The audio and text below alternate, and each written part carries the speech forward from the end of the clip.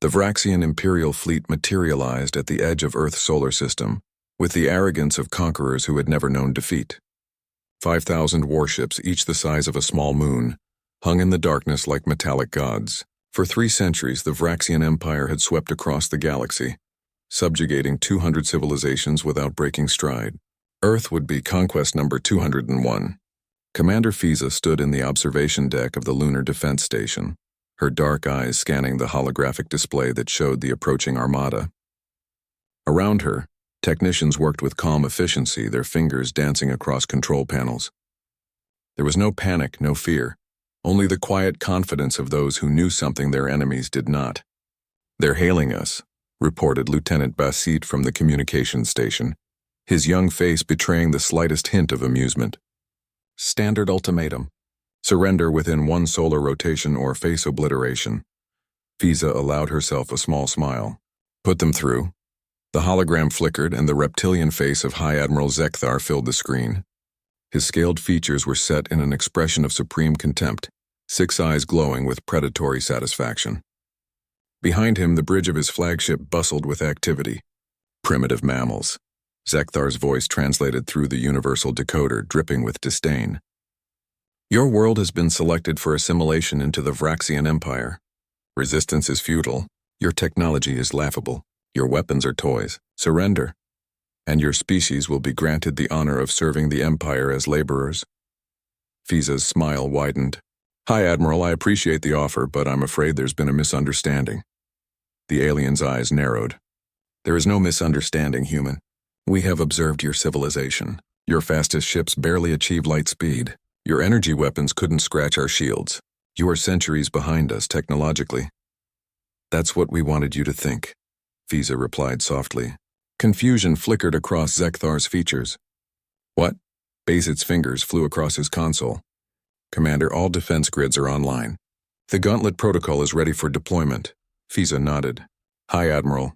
Humanity learned a valuable lesson from history. We learned it from our own wars, our own mistakes. We learned that the greatest weapon isn't the one your enemy can see. It's the one they never knew existed." She raised her hand. "You see, while you were busy conquering primitive civilizations with your visible fleet and your predictable tactics, humanity was doing something different. We were waiting, watching, learning. For 300 years we've known about you. We've studied every species you've conquered, analyzed every battle, understood every weakness in your doctrine." Zekthar's confidence began to crack. "Impossible. Our intelligence networks would have detected—" "Your intelligence network saw exactly what we wanted them to see," Fiza interrupted.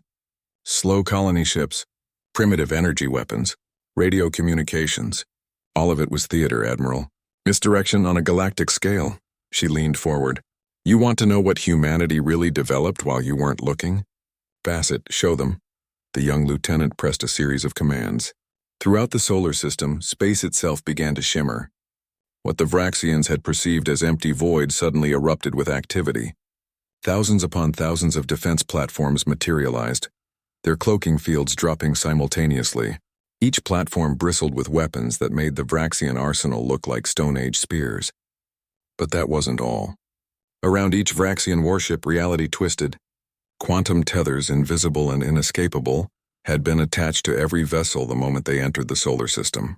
The Vraxians hadn't detected them because humanity had learned to manipulate space-time itself, to write code into the fabric of the universe. "What is this?" Zekthar roared, his bridge erupting into chaos behind him. "What have you done?" "We've evolved, Admiral," Fiza said calmly. "While you perfected the art of conventional warfare, we perfected something else entirely. We call it the Gauntlet Protocol. Every ship in your fleet is now locked in a quantum field. You can't move, can't fire, can't even self-destruct. You're frozen in space-time itself." She paused, letting the weight of the situation sink in. "But here's the thing, Admiral. Humanity doesn't want to be conquerors. We don't want an empire. We just want to be left alone." Bassett spoke up, his voice steady. "Commander, Earth Defense Command is asking for authorization to proceed with Phase 2. Fiza never took her eyes off the alien commander. "Tell them to wait. I want the High Admiral to understand something first." She stepped closer to the hologram. "Your empire has a choice, Zekthar. Right now, we could collapse those quantum fields and turn your entire fleet into atomic dust. We could do it in less than a heartbeat. 5,000 ships, millions of lives gone instantly, the most advanced military force in the known galaxy, erased like it never existed. The alien scales had paled to a sickly gray. You're bluffing, am I? Fiza raised an eyebrow. Bassett collapsed the field on ship number 4277, just that one. Yes. Commander. On the tactical display, one Vraxian destroyer suddenly compressed into a point of infinite density before exploding outward in a flash of light. Where a warship had been, there was now only debris and dissipating energy. Zekthar stared in horror. This cannot be. It is, Fiza said firmly. This is what happens when you underestimate humanity. This is what happens when you think showing restraint is weakness. For 3 centuries, we watched you butcher civilizations. We could have stopped you at any time. We chose not to because we were hoping you'd learn. We were hoping you'd evolve beyond conquest. She straightened her uniform, but you didn't, so now you have a choice. Take your fleet and leave. Return to your empire and tell them what happened here. Tell them that Earth is off limits. Tell them that humanity will not be conquered, will not be enslaved, will not be threatened. And tell them that if the Vraxian Empire ever attempts to harm another species, we'll be watching, and we'll respond. And if I refuse? Zekthar asked, though his voice had lost all its earlier arrogance. Then 4,999 more ships learn what ship 4077 just learned, Fiza replied without hesitation. The choice is yours, High Admiral.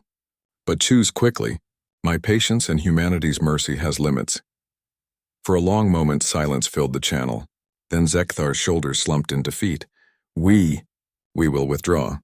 Smart choice, Fiza said. Bazit, release the quantum locks. Let them go home. As the Vraxian fleet limped away, their formations broken and their pride shattered, Bassett turned to his commander. Do you think they'll actually change? Fiza watched the retreating ships on the display.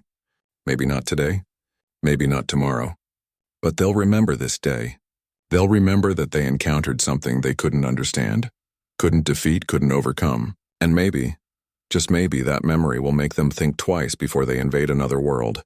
She smiled. Besides, we'll be watching. We're always watching. The defense station hummed with quiet activity as Earth's secret guardians returned to their vigil. The galaxy would learn eventually that humanity's greatest strength wasn't in their weapons or their technology. It was in their patience, their preparation, and their unwavering refusal to become the monsters they'd fought so hard to defeat. The Vraxian Empire had dared to invade Earth. They'd been wiped out, not physically but in every way that mattered. Their pride, their confidence, their sense of invincibility, all erased in an instant. And throughout the galaxy, word would spread, do not anger the humans. Do not threaten Earth. Because when humanity shows mercy, it's not weakness, it's a warning.